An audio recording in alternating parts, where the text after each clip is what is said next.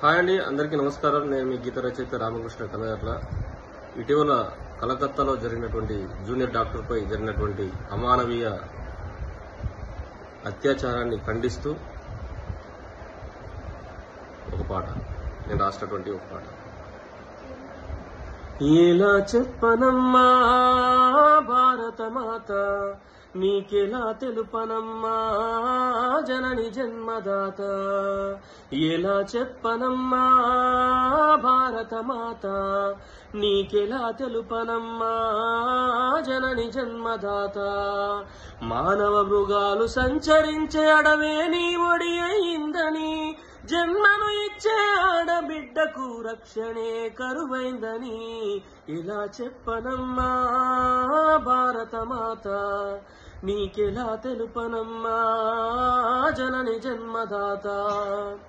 ఢిల్లీ నగరం నడిబొడ్డులోన నిర్భయ ఉదంతము, మదమెక్కిన రాబందుల చెరలో అయేషా మరణము. ఆసిఫాబాదుల మగువ పైన కామాంధుల ఆకృత్యము, 9 నెలల చిన్నారిని చెరిపిన ఉన్మాదము. ఆ రక్తపు మరకలు చెరగక ముందే కామాంధులపై సాచికానికి కలకత్తా నగరంలోన మరో అబలా బలి అయిందని. ఎలా చెప్పనమ్మా భారత మాత, నీకెలా తెలుపనమ్మా జనని జన్మదాత. చట్టాలెన్ని తీసుకొచ్చిన మార్పురాని వ్యవస్థలో నరరూప రాక్షసులు మసలే పవిత్ర భారత భూమిలో. మత్తు మైకంలో మనిషిని మరిచే దుష్టులున్న లోకంలో, వావి వరసలే మరిచిపోయి మగువల చెరిపే కాలంలో. ఆడబిడ్డను కనాలి అంటే వణికిపోయే దుస్థితి వచ్చేనని, జగతికే ఆదర్శమైన నీ ఉనికి ఆగమవుతుందని.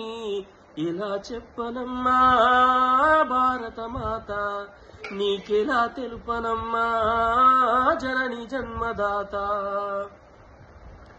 ఆంగ్లేయులను తరిమి కొట్టి సాధించుకున్న స్వాతంత్రం, భూతల్ని చెర విముక్తి చేసిన అమరవీరుల స్వప్నం. అర్ధరాత్రి ఆడపిల్ల ఒంటరిగా వెళితేనే అర్థం, ఆడబిడ్డల స్వేచ్ఛ కొరకు చెయ్యాలి ఎవరితో యుద్ధం. జన్మను ఇచ్చే జన్మస్థానాన్ని కామదాహంతో చూసేటి కామాంధుల మర్మాంగాలను కోయడమే ఇక న్యాయమని. ఎలా చెప్పనమ్మా భారత మాత, నీకెలా తెలుపనమ్మా జనని జన్మదాత.